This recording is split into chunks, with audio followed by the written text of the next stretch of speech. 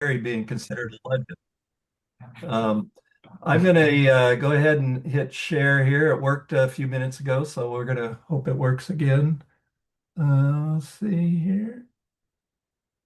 Uh, uh, are we seeing my screen with a slideshow on it, I hope? Looks good on my end. Looks great. Okay, Thanks. excellent. Well, as James pointed out, I'm going to talk about aquatic insects tonight. But a little bit different than maybe focused strictly on the angling side of it. As anglers, we all want to catch fish, and understanding hatches is a great way to improve on that. But we also need clean water and healthy streams to have fish to catch. So tonight I'm going to spend some time as well talking about um, the ways we assess streams and how we determine if they're healthy or not. And I'm going to get into a little bit of fly fishing side of it as well. But first, I want to thank the Salmonfly Project for sponsoring tonight's program. Really appreciate that. And so, what I'm going to do is, why am I not going down? What's happening here? There we go.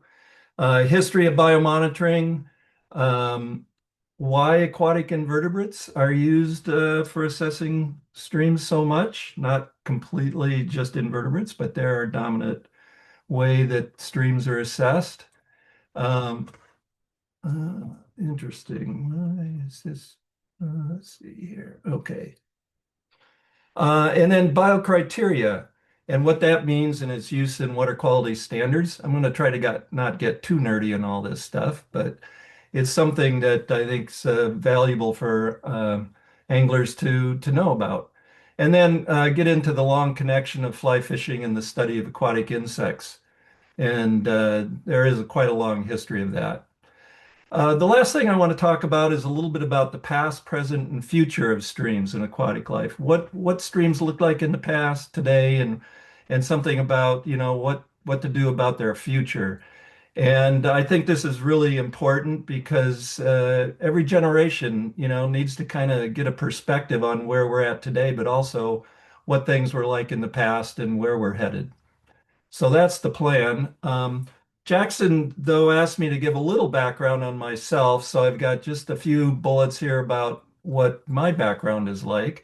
Uh, Basically, I started fly fishing when I was 12, and I got real curious about aquatic insects at that time. Kind of not too unusual for kids of that age to like to look at bugs.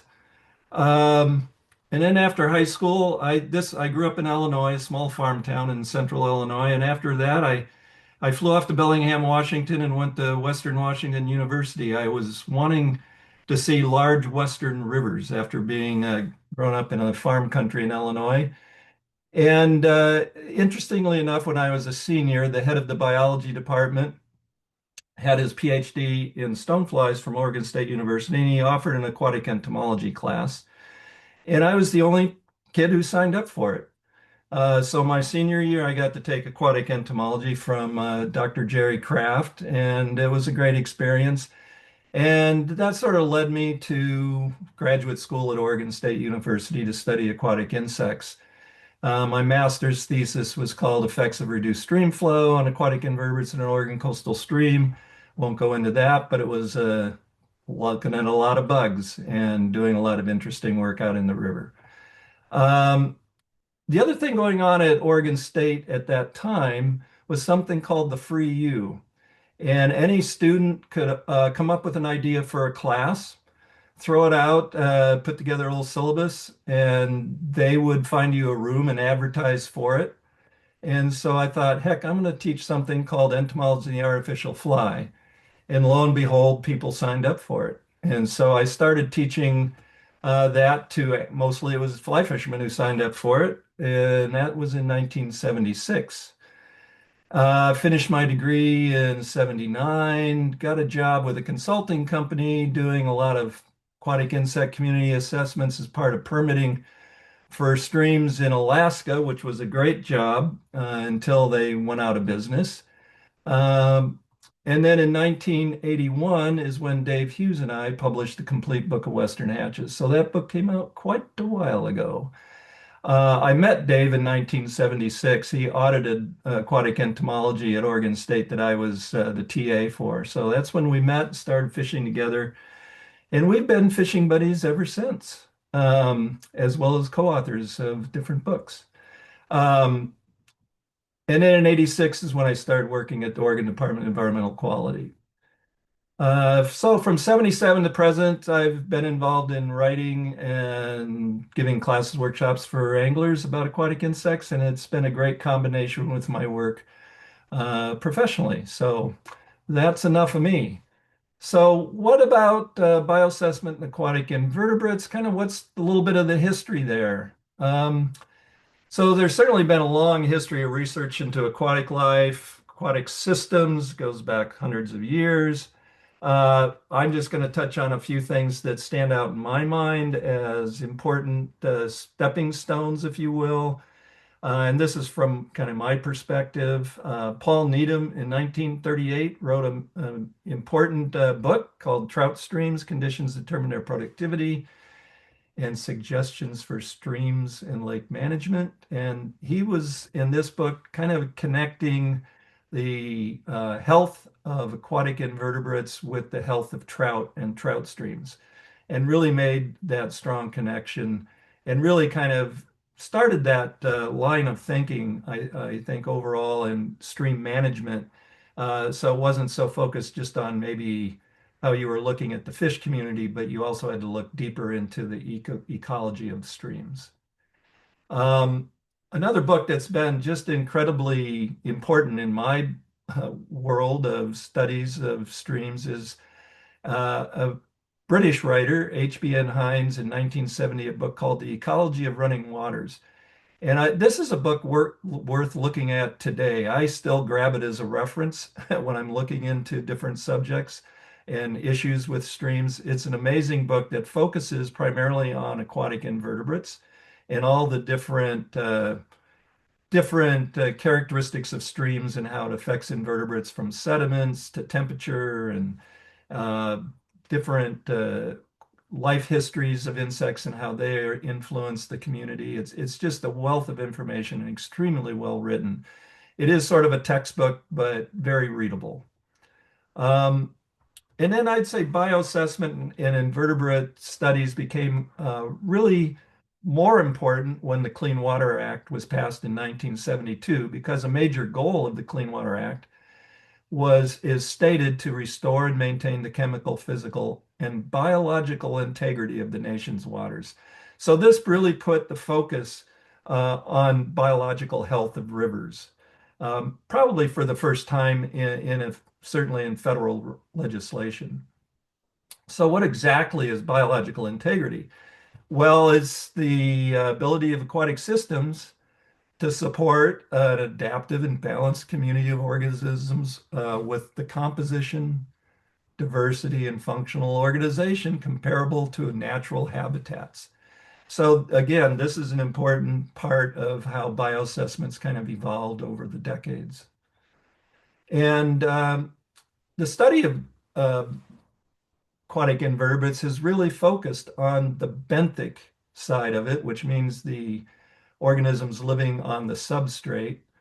And this for insects means primarily the nymphal stages and larval stages rather than the adults. And so adult aquatic insects, while really interesting and important to fly fishing, they're rarely collected or assessed for bioassessment studies. And the reason for that is pretty clear. Is they're short-lived. Some of them only live a day or two. Others, maybe a couple of weeks is typical. The most would be a few months. And so they're often not around when you maybe have a chance to sample, and their presence is very unpredictable. So that they're not easy to monitor in any reliable and consistent way. So the focus has really been on the benthic side of this, the nymphs and larvae. And then EPA has been a really critical part of this whole bioassessment program development over the years. They really started funding state programs in the late 70s and early 80s. And I don't think without the federal funding, the state programs certainly wouldn't be where they're at today in terms of assessing aquatic life in streams. And EPA continues today even to be a major driver in funding state programs, though I will say funding has been cut and reduced since about 2010. And I don't know currently maybe where all that stands because I've been retired a fair bit of time from state but work, but uh, it's not as much funding as there used to be. So why macroinvertebrates? Why have that been sort of a focus of a lot of the bioassessment studies? And I would say today, probably all 50 states have some sort of bioassessment program, and most of them use aquatic macroinvertebrate communities as an assessment tool. Many of them also look at fish communities, and algal and periphyton communities are also part of that, but aquatic invertebrates make up probably the bulk. And why would that be? Well, there's a number of reasons. Um, there's a very high species diversity of insects and aquatic invertebrates. And of that diversity, they cover a wide range of sensitivity to different water quality problems. So whether it's temperature or nutrients or heavy metals or pesticides, there's different species that would have a different level of sensitivity to those things.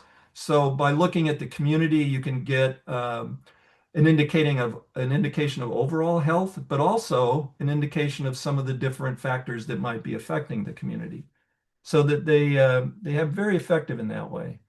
And also the life cycles of most species are about 1 year. Some are longer and some are shorter, but for the most part, the entire life cycle of the insects take about 1 year, which is long enough to be exposed to a range of conditions over a year period, but it's also short enough that they can provide a relatively quick response. Where some fish might have a 5 or 6 year life cycle, you might have to go through 2 or 3 life cycles, 2 or 3 generations, which could be 15 years to see the full impact of some of the changes. But insects in 2 or 3 years, you can see those same kinds of effects. So again, the life cycle is helps in how you can measure what's going on in the system without waiting a long time. Um, and they can be sampled relatively inexpensively. The equipment is not expensive, and it's very easy for people to go out and get samples. This is a typical uh, kind of equipment. It's called the D-frame kick net. And depending on the goal of your monitoring, there's specific protocol you'd follow while you're out there on how many samples you'd collect and how they're collected. But the equipment might be a couple $100, and you'd have what you need to do actual thorough sampling for an aquatic invertebrate community. Um, so it's not as expensive as sampling other types of organisms, such as fish in particular. Um, and the laboratory costs are often less than chemical analysis, especially if you get into toxic chemicals. Looking at the aquatic inverts could be definitely less expensive when you consider field time as well as the laboratory costs. And in the laboratory, it's not particularly complicated equipment either. You need some subsorting equipment, some alcohol, a good microscope, and somebody who knows taxonomy quite well, and some time to do a lot of sorting and identification. It does take a fair bit of time in the lab. Definitely more lab time than field time.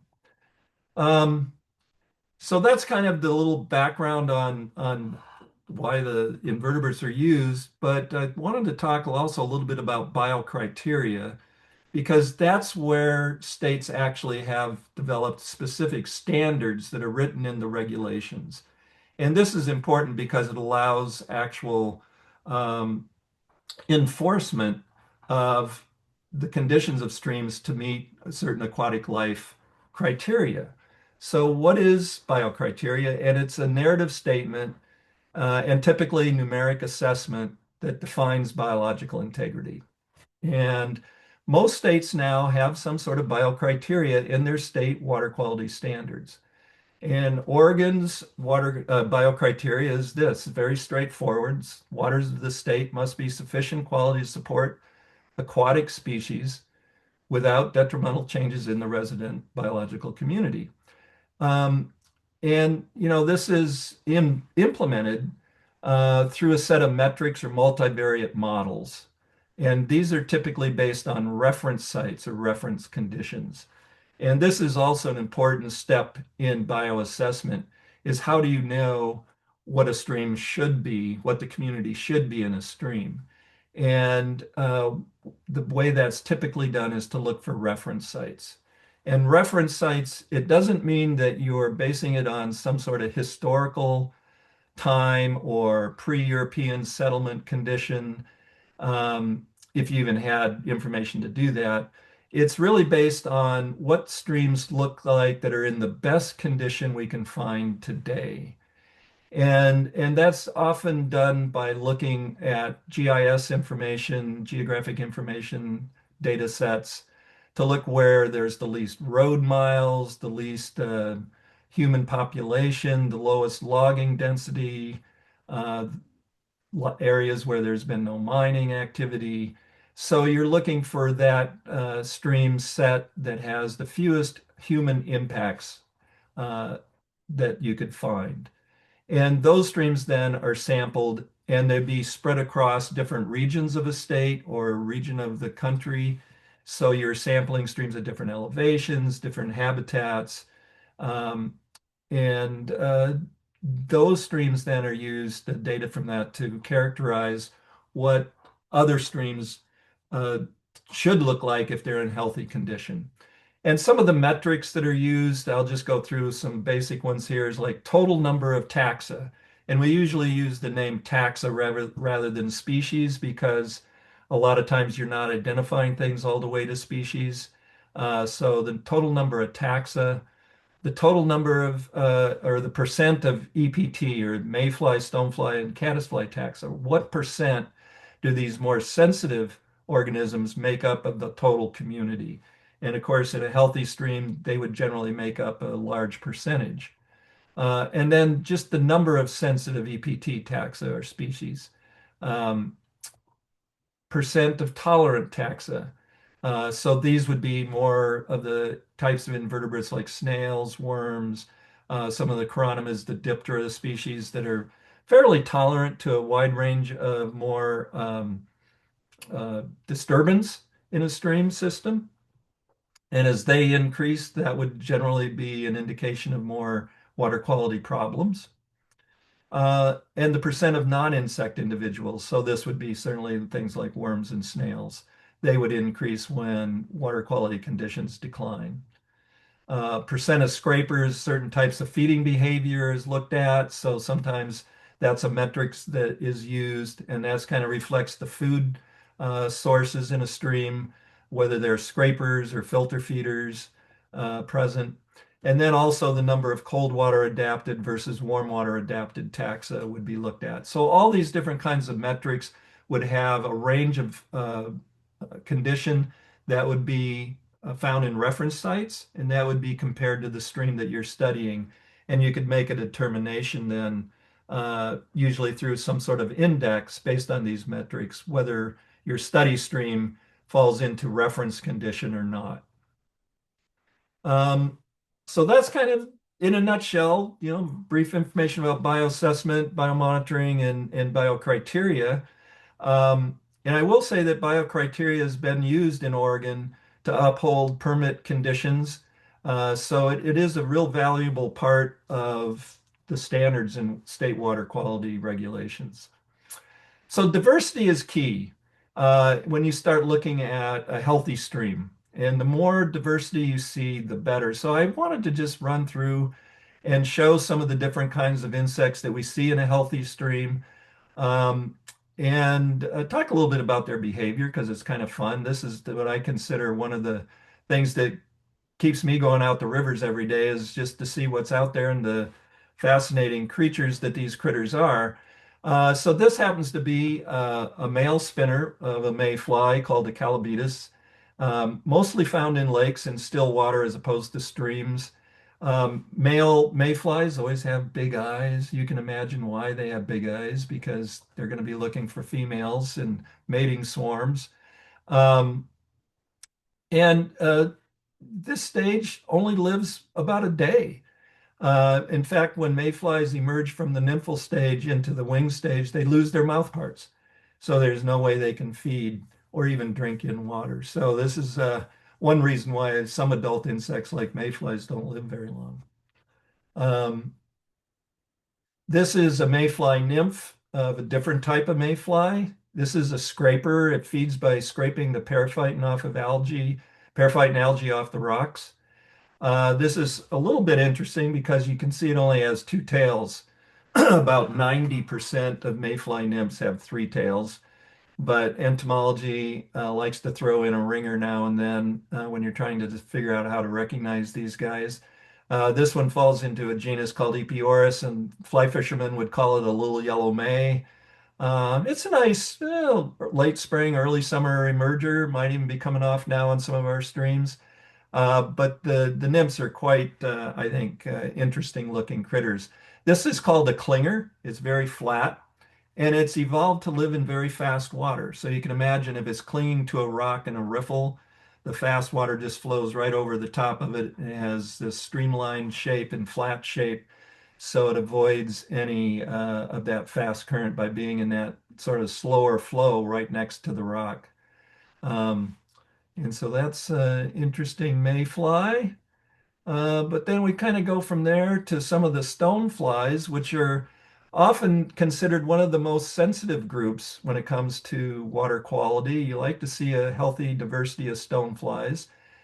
These are golden stones that just were happening on the Deschutes River in Central Oregon, a big hatch of those that fly fishermen flock to have some great dry fly fishing. This is a species called Hesperoperla pacifica. The golden stone is the common name, obviously a mating pair here.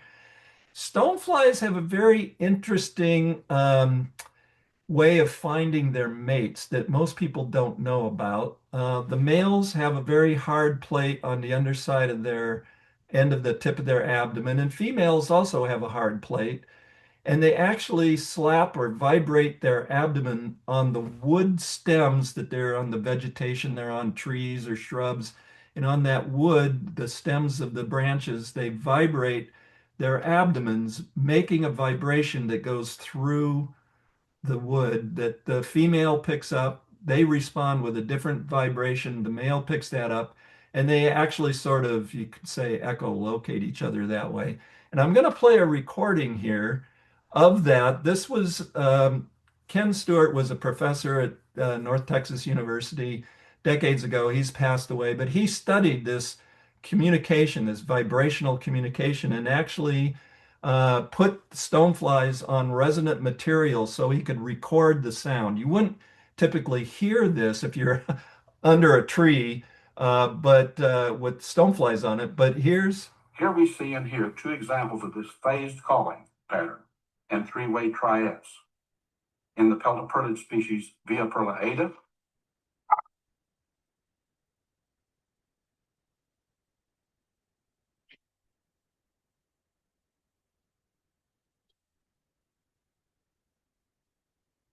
in the perlid species Acroneria abnormis.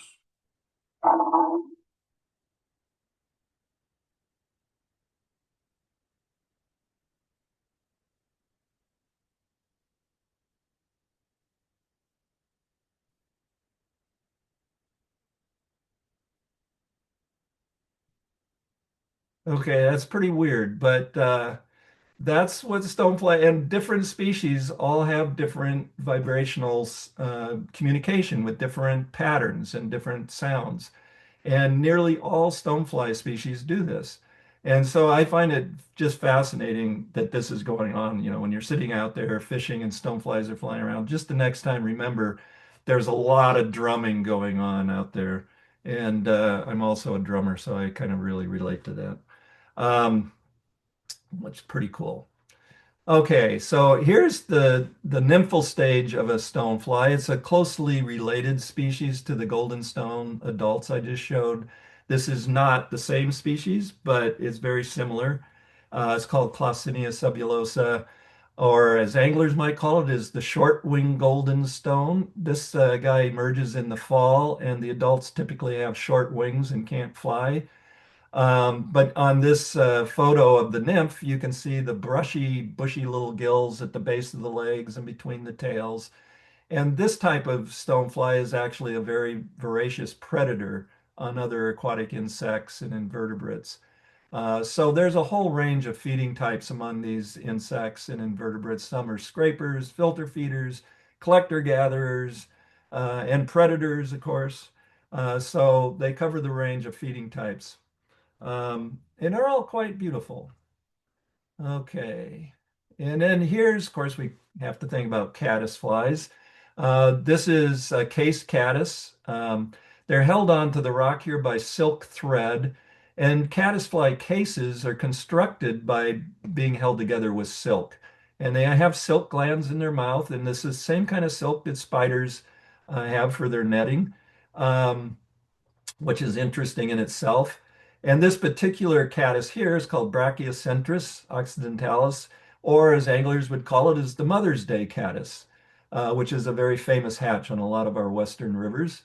And their legs sticking up in the water like that is how they're feeding.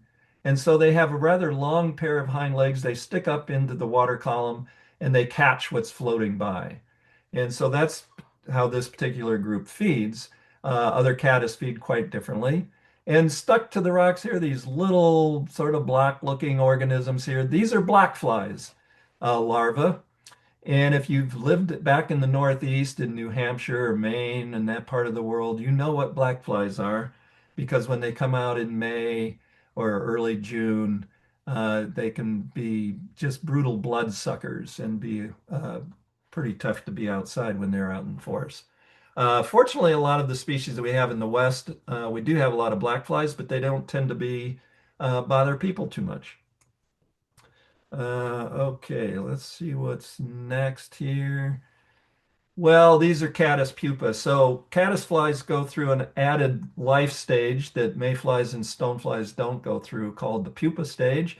And that's what the pupa looks like here in this photo. This is about 3 or 4 different species of caddis that I actually collected off of just 1 or 2 rocks in the Deschutes River a few years ago and put them in a tray to get their photo. So a good diversity. You can see the wing pads that are on these pupa here that will is where the developing wings that will unfold when the pupa emerges into an adult. So there's your caddis pupa. And then the last one I'm going to show here is the Helgramite, which is a rather large, interesting, big aquatic invertebrate in an order called Megaloptera. Uh, Not as common in the West as it is in the East, but we certainly have them out here in the West as well. Quite aggressive predators, and one of the biggest aquatic insects you'll see. They can be up to 2 or 3 inches long. So, and they will, they have the jaws to give your finger a little pinch. I wouldn't be afraid to handle them, but they definitely have the ability to let you know that if they bite you or not. I want to mention one other unique behavior of caddisflies before we move on, and that is the net spinning caddis. So there's one of the most abundant caddisflies that we have in Western and really streams in North America, in the family called Hydropsychidae. And these larvae build a little shelter. This is what the larvae look like, but it's hidden inside this little shelter that they construct. And in the front of this shelter, they spin a web just like a spider web. And that's how they collect their food that's drifting downstream. It gets caught in the web, which is pretty handy and pretty clever, I think. These can be extremely abundant caddis and one of the more important caddis flies for anglers to imitate. Um, but one of the interesting behaviors, there's the adult. I'm sorry, that's what the adult looks like. And what I wanted to mention is a unique behavior, though, of the larva. You can see all these nets on the rock. They can get quite concentrated and a little bit clustered together.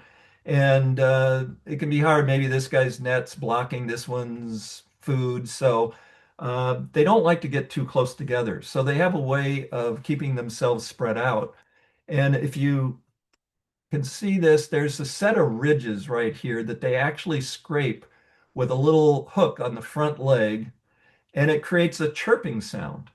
And these larvae underwater are almost chirping like crickets.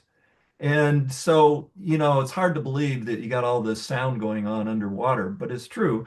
And people think I'm making this up. So I have to put in from a textbook by Glenn Wiggins, a specialist on caddisflies, who has actually documented this and written about it in a textbook on caddisflies. And he even points out that the pulse sound is detectable on a microphone. And there was a grad student when I was at Oregon State who actually went out and did record this with a microphone underwater. And I can say I've heard the chirping caddis. So again, just recognize there's all this fascinating behavior going on out there with these insects. So they go way beyond just imitations for patterns. But what about the fly fishing connection in aquatic insects? Well, there's a long history to that too. Uh, One of the first was in only 500 plus years ago in 1496. Juliana Berners in England wrote a book called The Treatise of Fishing with an Angle, the first known English language book on fly fishing. So this idea of imitating insects goes way back. And then in 1836, one of the more focused books on entomology for anglers was written by Alfred Ronalds called The Fly Fisher's Entomology. Uh, One of my favorite books by George Edward Mackenzie Skews is The Way of a Trout with a Fly that was written in 1921. Another book called An Angler's Entomology. These are all English authors, by the way. J.R. Harris in 1952.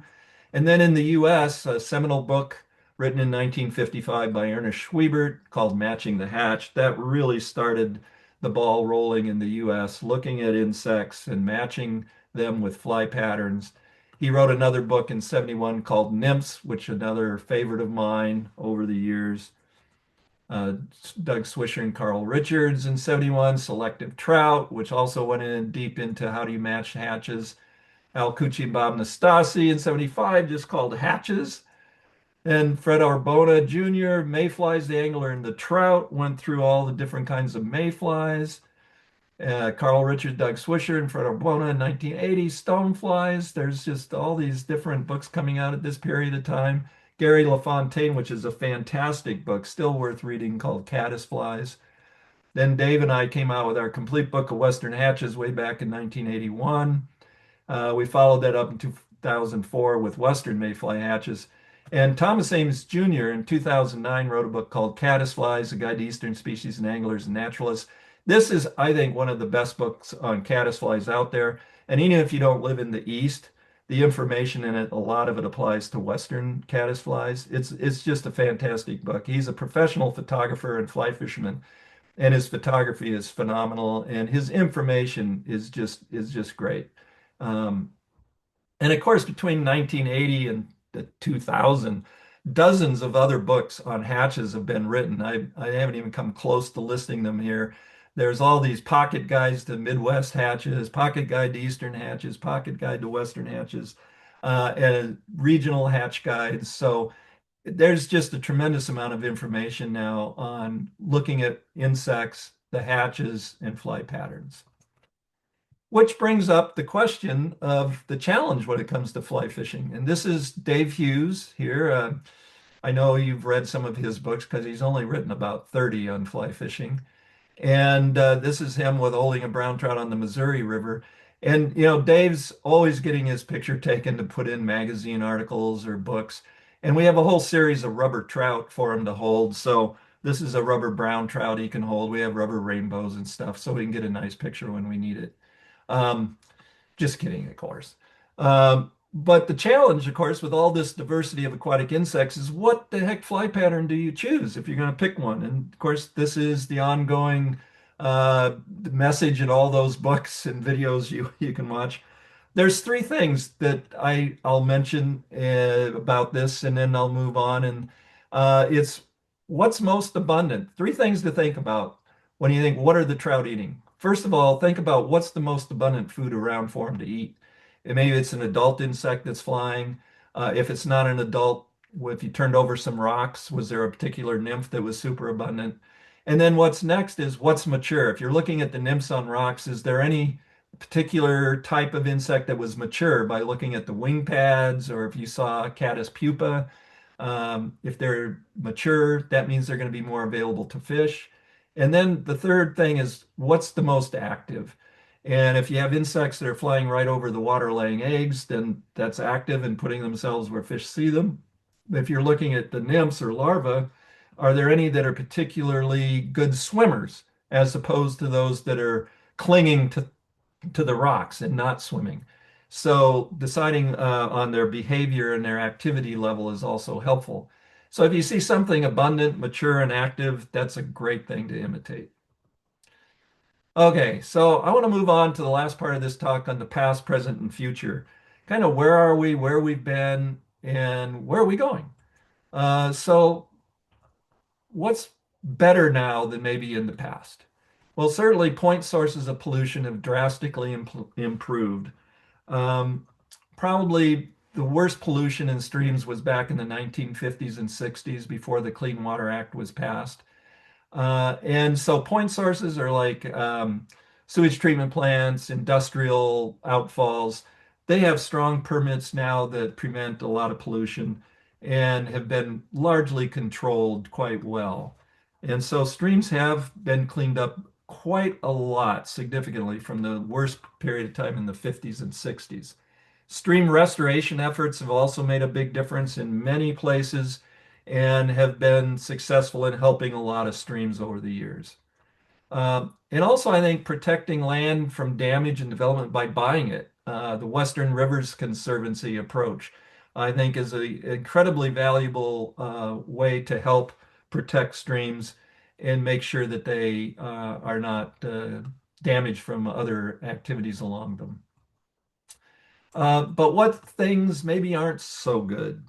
Well, non-point sources of pollution, which primarily comes from agriculture, logging, urban development, human development, continue without much regulation. I would say forestry and logging of those have the most regulatory oversight. But non-point sources of pollution are the broad scale, just land use effects, land use impacts that have conditions that affect streams. And a lot of it is voluntary in terms of protection. And a lot of things from that is still the bigger issues that we're dealing with right now. Toxics are widespread. New pesticides are introduced and often without much regulation. They're a big challenge in stream health. And then land use impacts that I mentioned from agriculture and urban development. When I was a kid, I could ride my bike out to small farm streams and fish. They had riparian vegetation along them. They were meandering streams through fields. This would have been in the 1960s, late mid 50s to mid 60s, a long time ago. But I would catch, warmouth sunfish and smallmouth bass, and there was a lot of habitat for things. Those streams now in the area I grew up in are straight ditches, and it helps the land run water off quickly, so the fields that the farmers are farming don't have standing water in them, and they can farm right up to the edge. So it's increased crop production, but we've completely lost those streams. So, those things aren't so good if you're looking at stream health. And then, of course, climate change. One of the problems we face is the sliding baseline. So, what I experienced in the 1950s and 60s, I can look back on and think, boy, we've really, that's not, that to me at that time was normal. And I think every generation has their own set of conditions they think of as normal.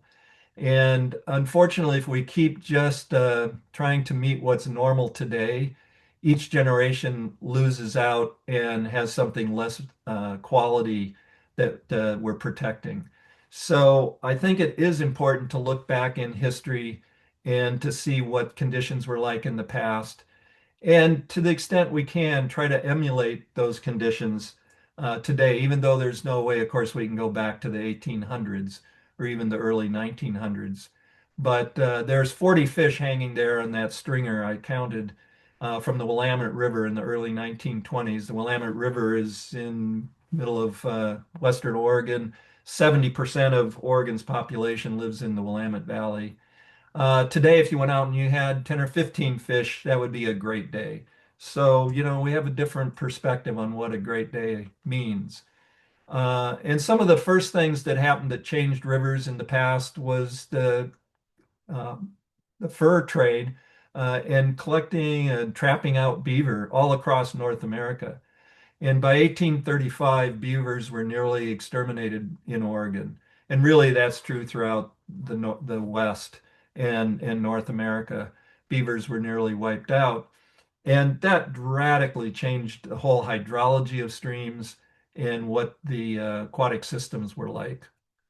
Um, this shows just briefly what some of the channels in the Willamette River have changed over time from 1850 to 1995. And the channel complexity has just, gone from widely braided channels across the large part of the valley to a narrow stream with a very simple channel construction now compared to the past. And this is good for farming. It's good for humans living along the river. It's not particularly good if you're a fish. Dams, of course, have been a big impact on our rivers. This shows the rate of dam building through the Willamette Basin. So this is just the Willamette Basin, and it shows state, federal, private land dams and the year that they were built. And right now, there are 370 dams in the Willamette River Basin. And that's counting a lot of small, private dams that are there for stock watering or irrigation. But nonetheless, these have all had some effect on the stream systems. And people like to live around rivers and they like to do things along rivers, and all these factors affect the health of the rivers. So we need to live along them as consciously and carefully as we can. This is a picture of the Columbia River right near the border with Oregon and Washington. I took this with my iPhone flying back to the Midwest at about 25,000 feet up. And you can see just the amount of agricultural irrigated fields through pivot irrigation. And the water is either coming from groundwater or from the Columbia River. But that agriculture involves a lot of chemical use, and that also gets into the rivers and it causes some serious problems. A little historic photo on logging.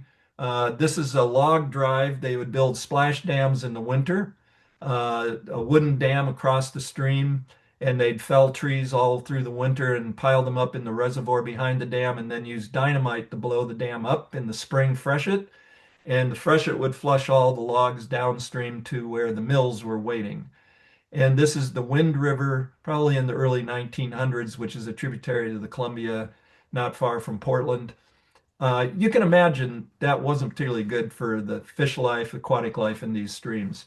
And this went on for decades in the early 1900s on streams all throughout the Northwest and into Idaho as well, and Montana. And as we see temperature increase and nutrients increase, we see the change in the algal communities, which affects the invertebrate communities, which affects the fish communities.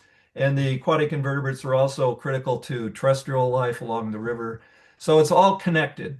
What we do to the landscape affects the rivers, affects the bugs, affects the organisms around the rivers.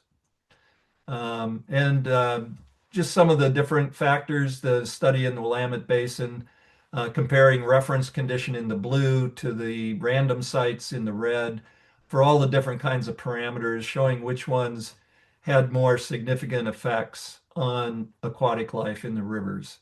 And temperature was a big one. One thing that's not on this list is toxics. It's very expensive to measure toxics, to do the lab assessments, and it's more complicated to collect water samples for toxics. So that's often not part of these kinds of studies, but that is a very important part of the parameters that could be affecting aquatic life.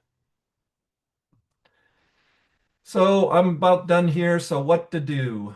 Well, I think the future is going to depend a lot on what the public does, and we need to be a voice for the environment. My little plug here for staying active and being concerned about what the health of our rivers are like.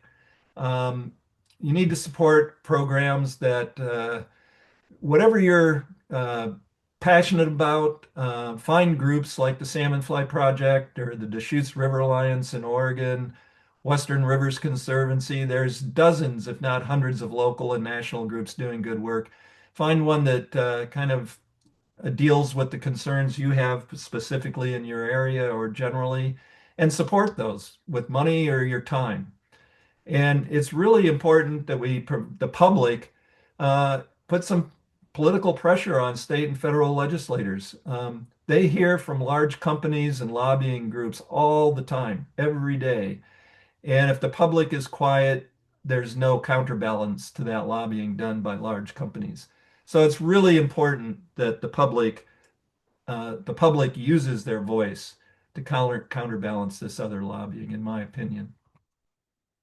And state regulatory agencies also need the public to counterbalance the constant input they get from permittees to relax rules or avoid enforcement. And so this is another reason the public needs to be active and engaged and make their voices heard. It's really, really critical in my opinion. The good news is rivers and aquatic life are incredibly resilient.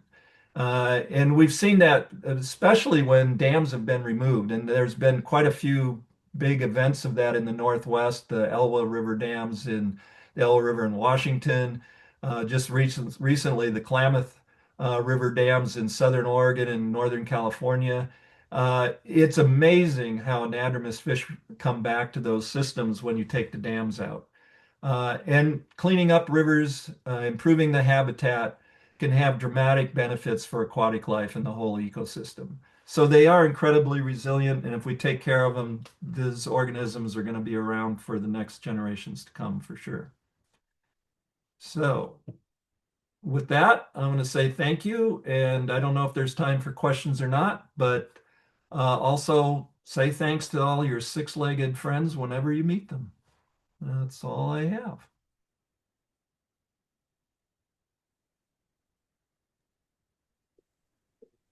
Thank you, Rick, so much. That was amazing. Sorry if I went a little over, but No, no problem at all. That Yeah, was great. that was perfect. If anybody has any questions for Rick, you can feel free to unmute at this point and go ahead and ask those questions. You can also type things into the chat and we'll read those aloud to Rick. sorry, I'm getting a phone call. Sorry about that.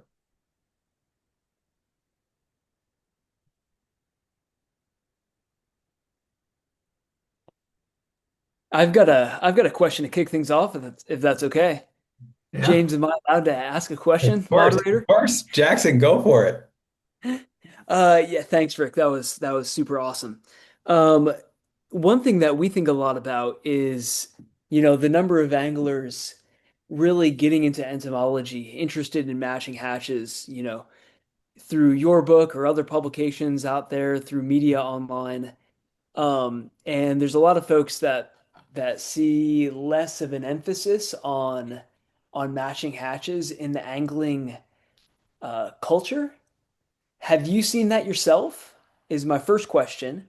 And if so, well, I guess either way, what do you think is the best opportunities to increase excitement around matching hatches and to like reinvigorate the fly fishing world with bugs? That's a very good question. I mean, what you're getting to is Euro nymphing, in my mind, is certainly part of that you're bringing up. And we know it's effective. People catch fish doing it, and it doesn't rely a lot on matching the hatch. There's partly you can do that, certainly Euro nymphing, but a lot of the Euro nymph patterns are more tractor type style, and they're very effective. Anglers like to catch fish.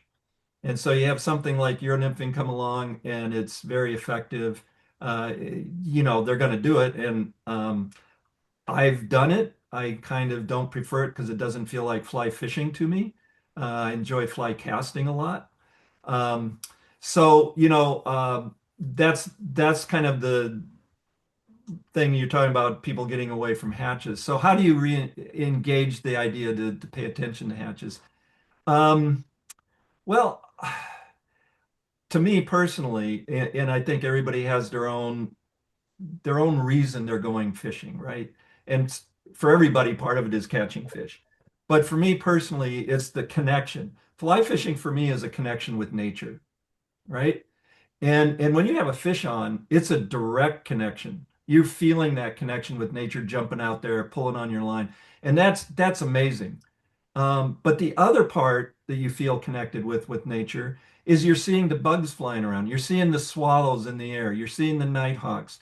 This whole experience is your connection with nature.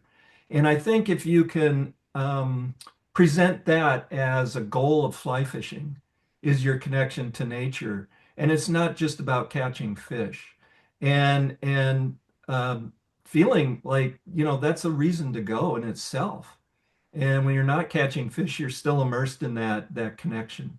And so for me, the insects are a major part of that connection. And when there's a hatch going on and fish are selective, that Euro nymphing technique is not what you want to be doing to catch fish. So there's still going to be moments where matching the hatch is the thing you need to do. Great answer. Thanks.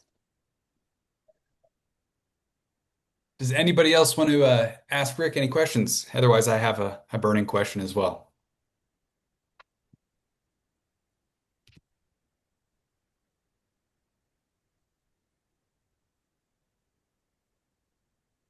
I'll go ahead and ask my question then, Rick.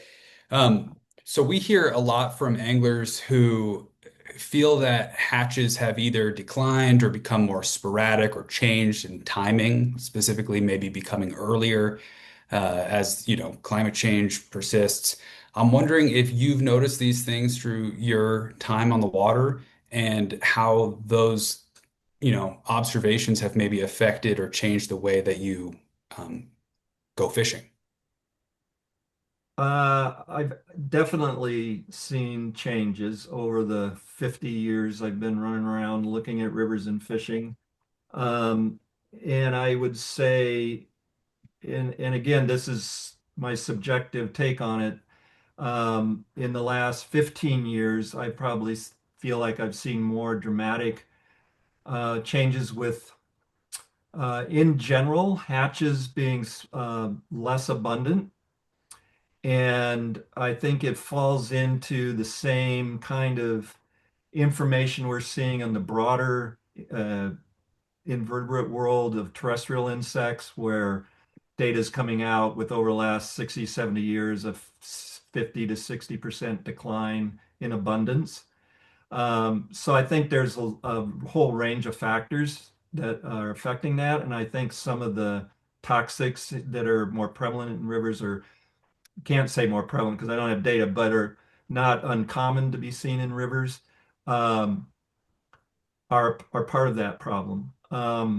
And climate is definitely, in my opinion, affecting the timing of hatches, where you're seeing things sooner in the season. And as you get into late summer, fall, some river conditions are pretty tough for cold water systems. If you're in the mountainous part of the West, where we mostly have cold water streams, it's getting pretty tough on some cold water organisms. So I think that's stressing the systems, and we're losing some of the more cold adapted species.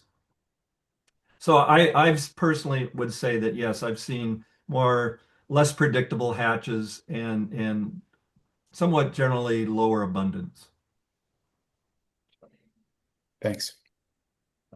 Okay, we do have some questions here in the chat. I'm just going to read them as they come. We have a question here from Reynold Brown. Curious if you've seen any long-term declines in Pteronarcis californica in the Upper Madison River. I'm not sure if you spend much time in the Upper Madison or not.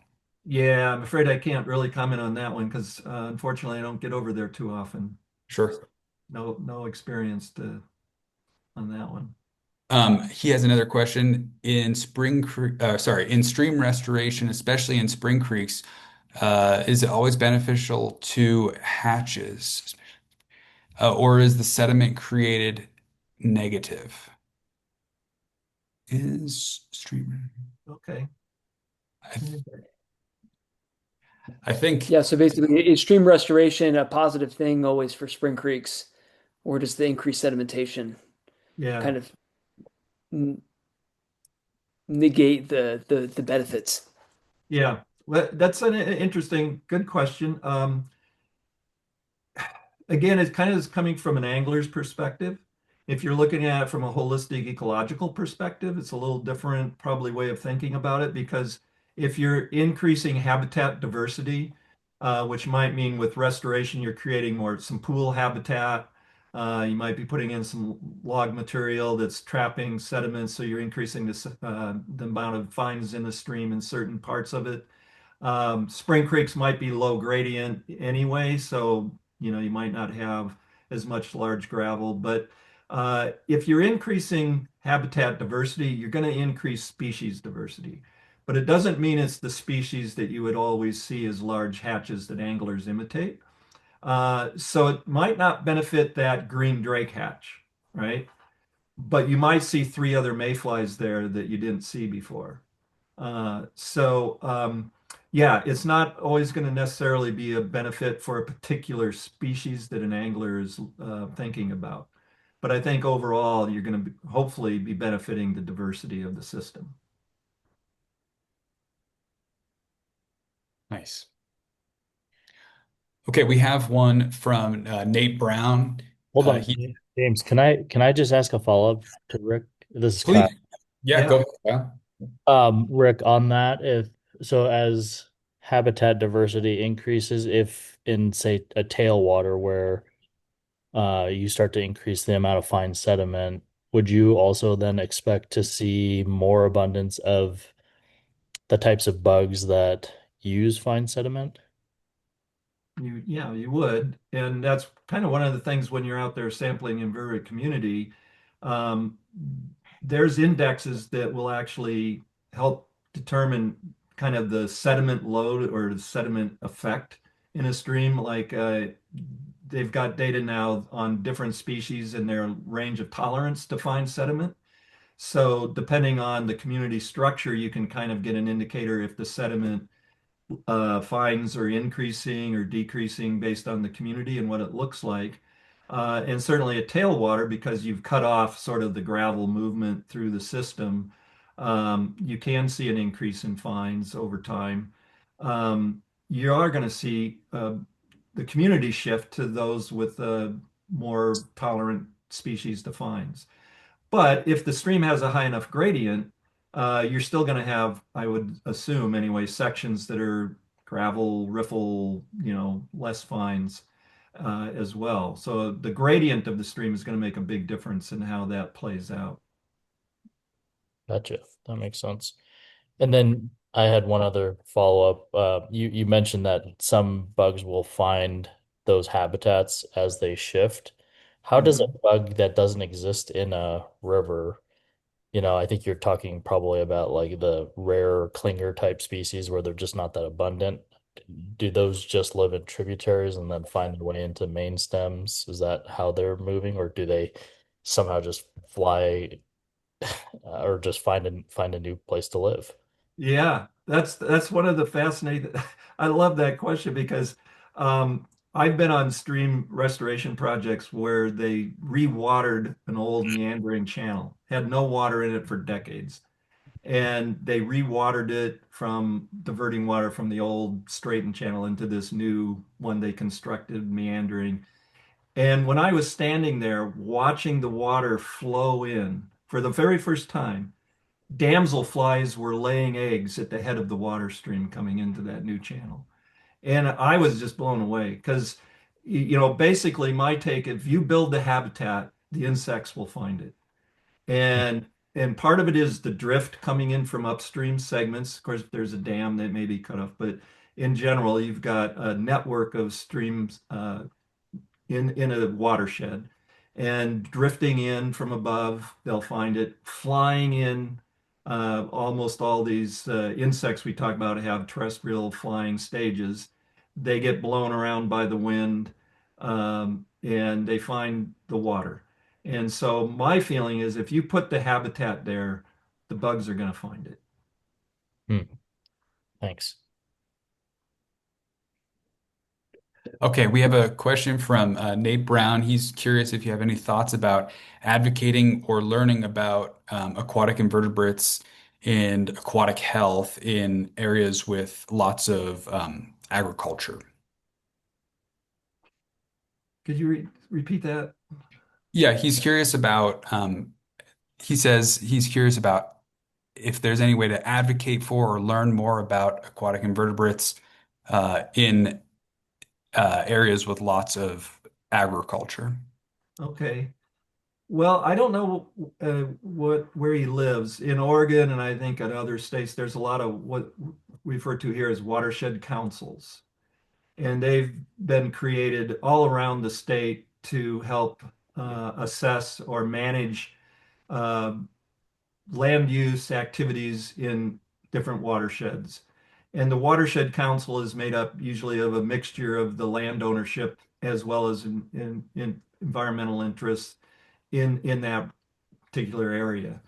And so you'll have ranchers, farmers, somebody from Trout Unlimited or whatever organization representing fish and stream interest.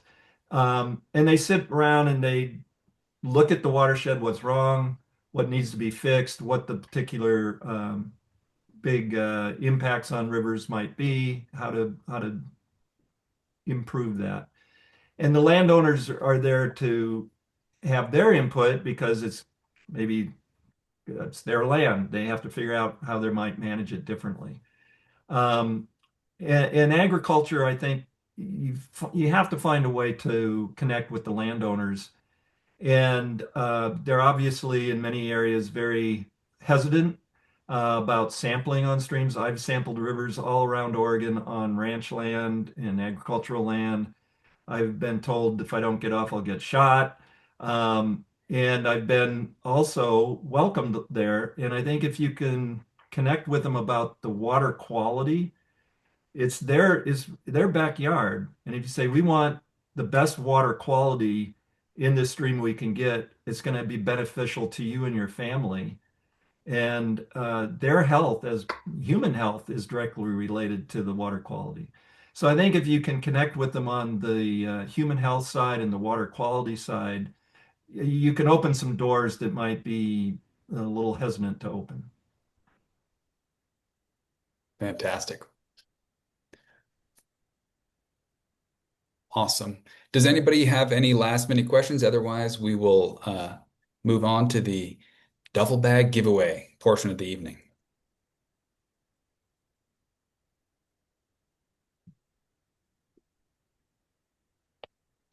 Okay, well, thank you again, Rick, so much for being here. That was a fantastic talk. I sure learned a lot. We really appreciate your partnership with the Salmonfly Project. So thank you so much. I'm Thanks, going to Rick. turn, yeah, I'm going to turn it now over to Brenna, and she will announce who is our winner tonight. Yeah, so for tonight's webinar, our winner is Sarah Barclay. Awesome. Sarah, if you're here, congrats, you've won. Uh, we likely have your information. We definitely probably have your email address. We'll reach out and we will get you a duffel bag.